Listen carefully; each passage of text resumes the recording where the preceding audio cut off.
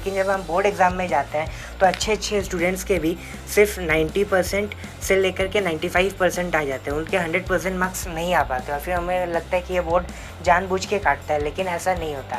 वो होता है इसलिए क्योंकि वो इन सब बातों पर ध्यान नहीं देता है। और जो भी स्टूडेंट इसको सॉल्व कर लेता है ना, उसका कॉन्फिडेंस अगर यहाँ पे सारी चीज़ें करने के बाद में तो उसका कॉन्फिडेंस डबल से भी ज़्यादा हो जाएगा, इस बात की पूरी गारंटी। लेकिन अगर आप चाहते हैं कि नहीं मुझे 100% मार्क्स स्कोर करने हैं तो आपको फोर्थ में। Hello everyone, I am Aditya Sharma and all of you are watching crack CBSE 900। आज की इस वीडियो में हम लोग बात करेंगे साइंस के ऊपर कि कैसे करके आपको क्लास 10 के अंदर में साइंस पढ़ना चाहिए जिससे कि आपके बोर्ड एग्जाम में 100% मार्क्स स्कोर हो सके।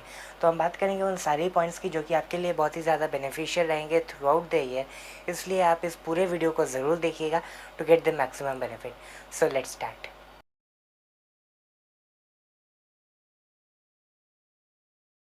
तो हम बिना किसी टाइम को वेस्ट किए डायरेक्टली आते हैं हमारे पॉइंट्स पे।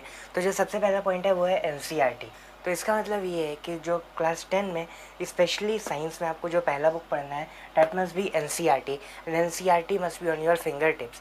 इसका मतलब ये कि NCERT आपको बहुत ही अच्छे से आनी चाहिए, उसका हर एक लाइन का एग्जैक्ट मीनिंग आपको पता होना चाहिए और आपको सारी बातें जो भी NCERT में दी हुई है वो आपको अच्छे से पता होनी चाहिए। आपको NCERT की नॉलेज इतनी अच्छी होनी चाहिए कि अगर कोई किसी भी समय आपका कोई भी टीचर या आपका कोई भी फ्रेंड NCERT की किसी भी लाइन से कोई भी क्वेश्चन पूछ ले तो आपको उसका जवाब एक्यूरेटली विद NCERT कीवर्ड्स, क्योंकि NCERT में ऐसे कुछ कीवर्ड्स होते हैं जिन्हें अगर आप अपने बोर्ड एग्ज़ाम में लिख देते हैं किसी भी आंसर में तो आपको उस टॉपिक से रिलेटेड फुल मार्क्स ज़रूर मिलते हैं। इसलिए आपको NCERT बहुत ही अच्छे से पता होनी चाहिए और उसका हर एक वर्ड का मतलब पता होना चाहिए। इसलिए the first and the most primary book which you should by that is NCERT। और आपको NCERT से सबसे पहले अपनी पढ़ाई करनी है, फिर ही आप किसी और अदर रेफरेंस बुक से चाहे तो पढ़ सकता है। अब जब आपने NCERT को बहुत ही अच्छे से पढ़ लिया, NCERT के सारे बातें आपको पता है, उसके बाद में जो नेक्स्ट पॉइंट है that is reference book and other sources. इसका मतलब ये कि NCERT में बहुत ही बेसिक लेवल की चीज़ें होती है, कई स्टूडेंट्स को ऐसा लगता है और ऐसा होता भी है क्योंकि NCERT आपका बेस को बहुत ही ज़्यादा स्ट्रॉन्ग कर देता है कि आपको जो डीप अंडरस्टैंडिंग होती है किसी भी थ्योरी की, किसी भी कंसेप्ट की, वो बहुत ही अच्छे से डेवलप हो जाती है NCERT को पढ़ के। लेकिन उसके बाद में अगर आपको किसी भी टॉपिक पे इन डेप्थ पे नॉलेज चाहिए, थोड़ी हायर लेवल ऑफ कंसेप्ट चाहिए जिसमें और डिटेल में एक्सप्लेन हो, तब आपको ज़रूर रेफ़र करना चाहिए किसी भी अदर रेफरेंस बुक को जो भी अवेलेबल हो आपके पास में, या फिर आप अपने टीचर से भी पूछ सकते हैं कि आपको कौन सा से पढ़ना चाहिए।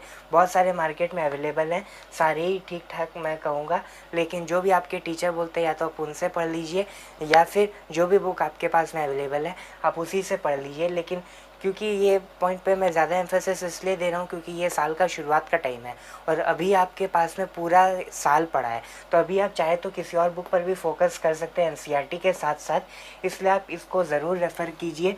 और अदर सोर्सेज में जैसे कि और भी अदर बुक्स हो गए या फिर इंटरनेट पे कुछ एक्स्ट्रा डिटेल में और भी चीज़ें दी हुई होती है, आप उनको भी रेफ़र कर सकते हैं। तो ये दोनों पॉइंट्स आपको ज़रूर फॉलो करना है to develop a deep understanding of any concept throughout the year. इसलिए ये दोनों पॉइंट सबसे ज़्यादा इंपॉर्टेंट पॉइंट है। अगर आप इन दोनों को फॉलो कर लेते हैं तब थ्योरी आपके हाथ में, पूरे कंसेप्ट आपको पता है, अब आप चाहे तो अपने एग्ज़ाम में एक डिसेंट मार्क्स स्कोर ज़रूर कर सकते हैं। अब जो तीसरा पॉइंट आता है that is never read books.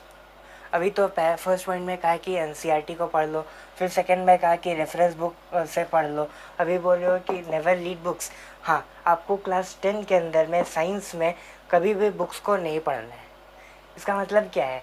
तो इसका मतलब ये है कि साइंस इंग्लिश जैसा सब्जेक्ट नहीं है जिसमें कि आपको थ्योरी को पढ़ के, जिससे अगर हम कहें तो स्टोरी को पढ़ के इंग्लिश के फॉर्म में आप अपने मार्क्स को ऑब्टेन कर सकते हैं। साइंस के अंदर में आपको थ्योरी के अंदर में जाना पड़ेगा, कंसेप्ट को डीपली अंडरस्टैंड करना पड़ेगा और वो बुक को रीड करने से नहीं आएगी। आप ध्यान दीजिए इस वर्ड पे कि never read books.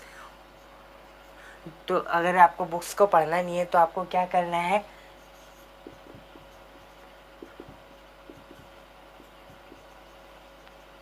Dive into them.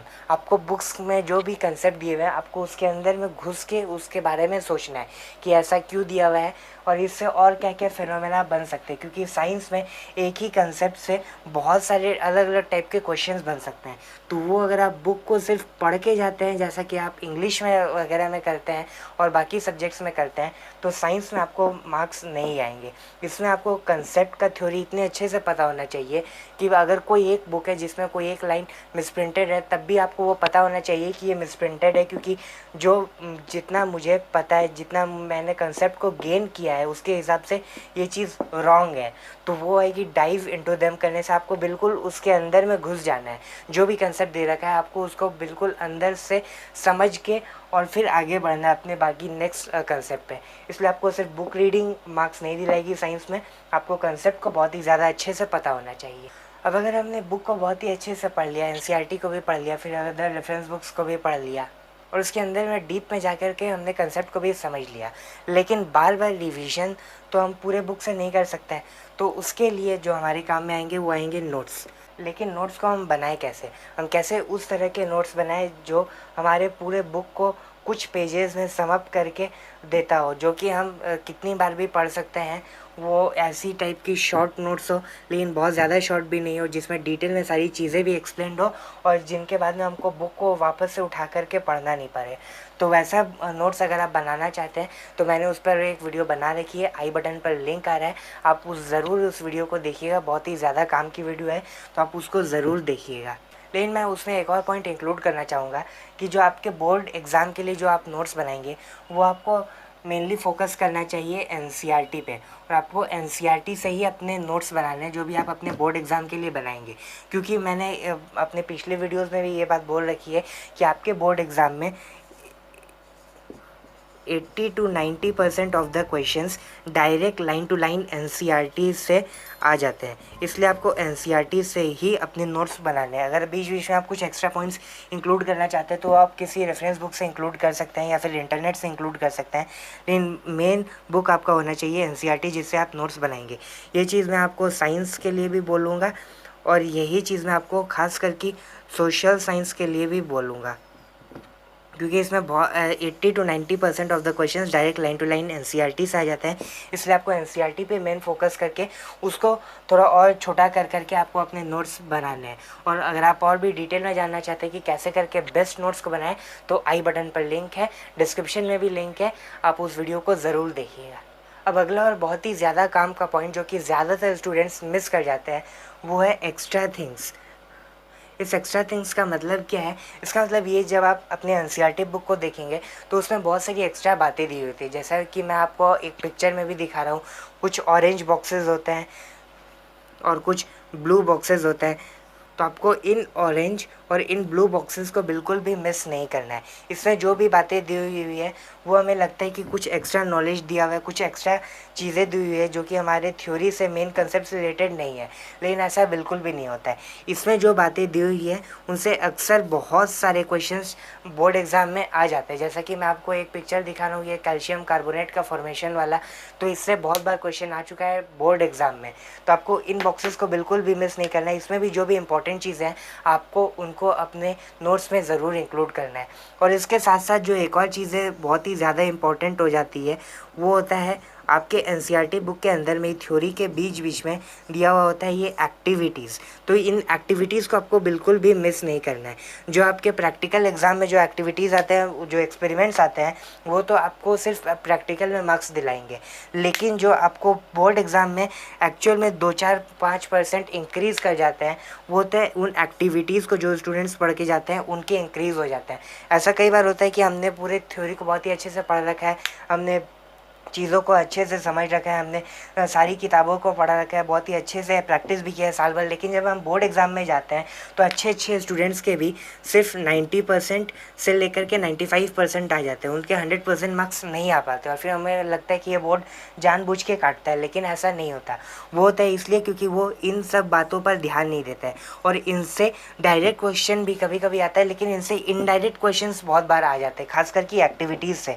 तो उस केस में उनके मार्क्स डाउनफॉल हो जाता है। इसलिए आपको इन पर भी उतना ही ध्यान देना है जितने कि आप अपने मेन कंसेप्ट पे ध्यान दे रहे हैं। और इसको मैं ज़रूर बोलूँगा with question and with answer आपको अपने नोट्स में इंक्लूड करना है। जो भी एक्टिविटीज़ आपके एनसीईआरटी बुक में दी हुई है उन सारे को, रेफरेंस बुक्स में कुछ एक्टिविटीज़ और कुछ ऐसे एक्स्ट्रा बॉक्सेस होते हैं ऑरेंज और ब्लू या जिस भी कलर के, मैं उसको नहीं बोलूँगा कि आपको अपने नोट्स में इंक्लूड करना ही है, क्योंकि उसमें बहुत सारी एक्स्ट्रा बातें भी होती है जो कि उतनी ज़्यादा काम की नहीं है। लेकिन एनसीईआरटी के अंदर में जो भी है आपको सारी चीज़ों को अपने नोट्स में बिल्कुल छोटे छोटे फॉर्म में इंक्लूड करना है।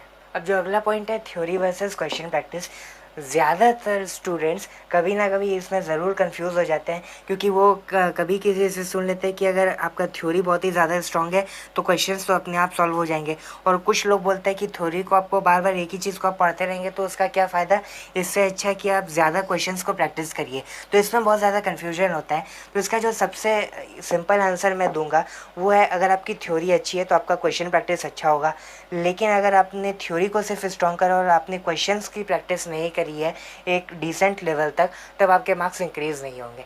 इसका मतलब क्या, जैसे कि आप कोई भी चैप्टर पढ़ रहे हैं तो उसमें जब आपको थ्योरी पढ़ना है तो उसका सबसे सीधा एक्शन प्लान है कि जब भी आपने कोई एक कंसेप्ट का, मैं नहीं बोल रहा हूँ कि कोई एक चैप्टर, मैं बोल रहा हूँ कोई भी एक टॉपिक, जो एक चैप्टर के अंदर में सब टॉपिक्स होता है उसमें से कोई भी एक टॉपिक आपने जैसे ही पूरे पढ़ लिया, उसका थ्योरी अब आपको पता है, अब उसके तुरंत बाद आपको उससे रिलेटेड क्वेश्चंस की प्रैक्टिस करनी है। ऐसा भी नहीं कि आपको सारी क्वेश्चंस आप उसी समय प्रैक्टिस करनी है, लेकिन जो भी उस टॉपिक से रिलेटेड क्वेश्चंस हैं आपको उसको ज़रूर प्रैक्टिस करनी है। जैसा कि अगर मैं एग्जांपल के लिए दूँ तो फिज़िक्स में जो आपका तीसरा चैप्टर है, चैप्टर 3 इलेक्ट्रिसिटी, तो उसमें जैसे कि आपने पहले पढ़ा कि total charge equal to n e, q equal to n e, तो अब उससे रिलेटेड जो भी न्यूमेरिकल्स बन सकते हैं, जो भी क्वेश्चंस बन सकते हैं, आपको उन क्वेश्चंस की प्रैक्टिस तुरंत इसको पढ़ने के बाद में और इसको समझने के बाद में ही करनी है।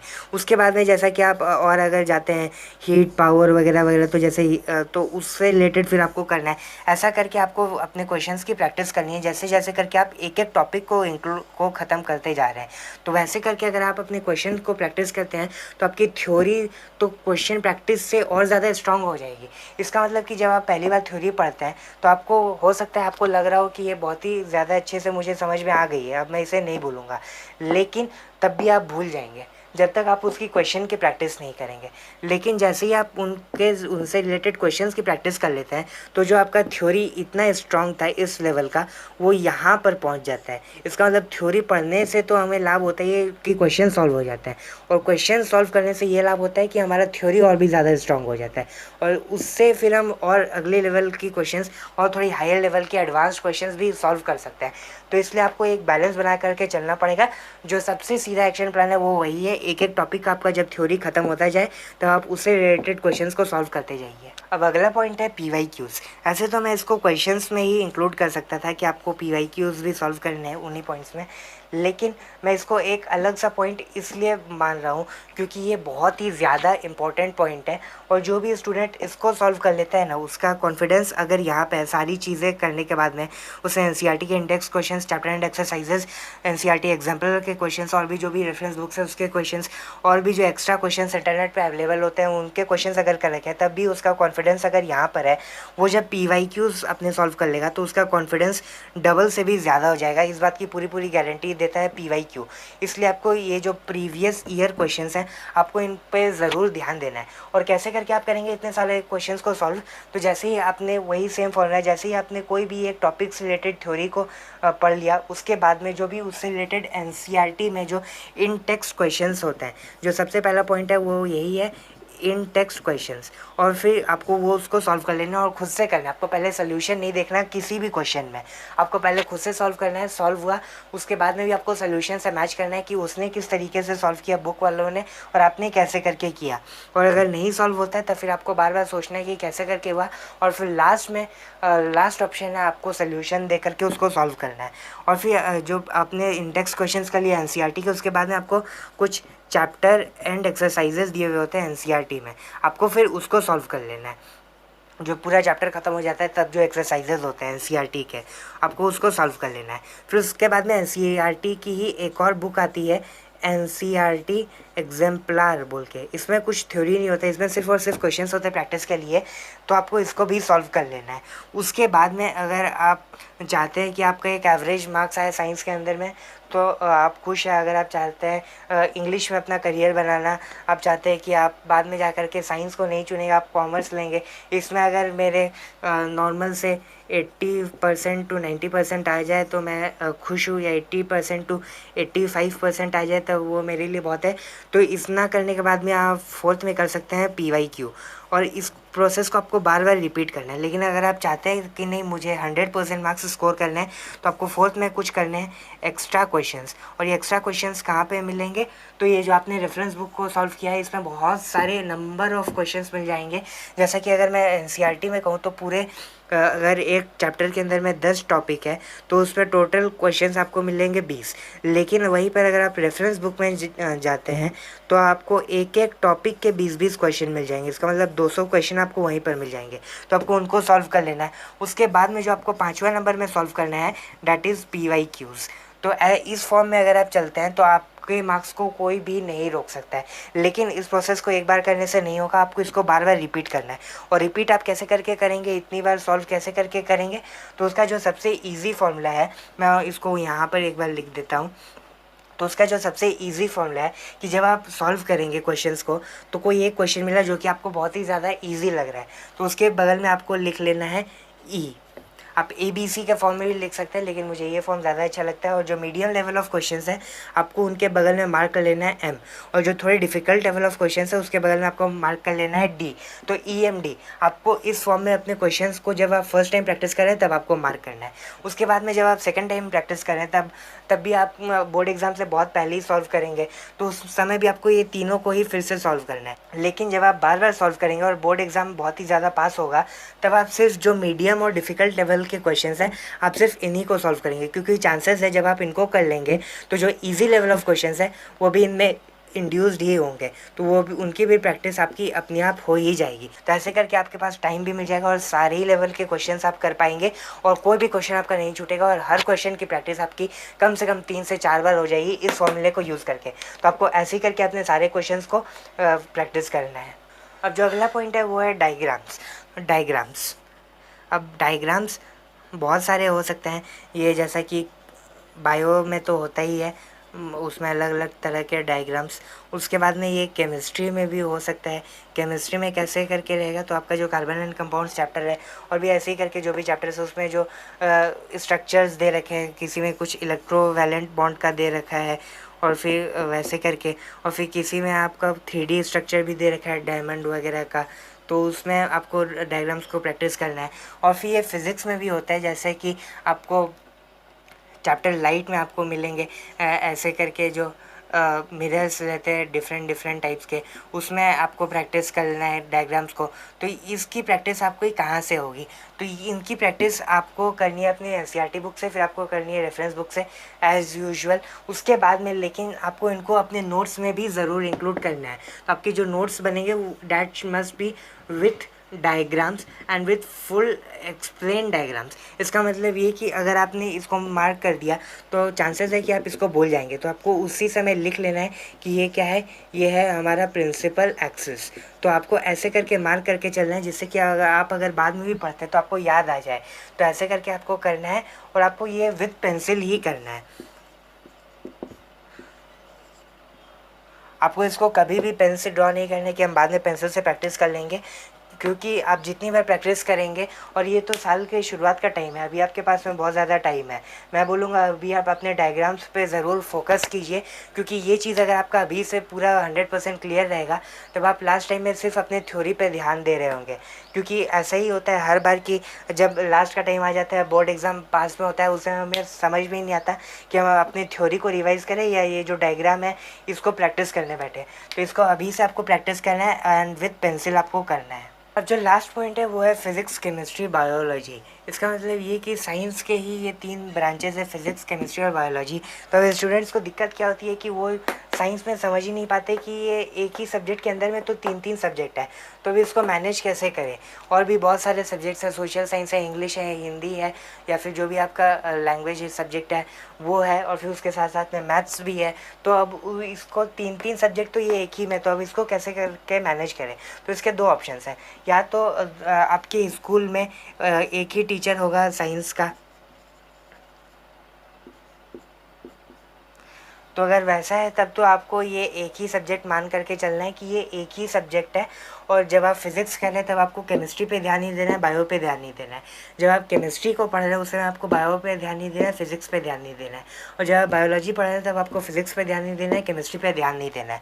तो ऐसे करके ये आपका एक एक ही सब्जेक्ट बनता जाएगा।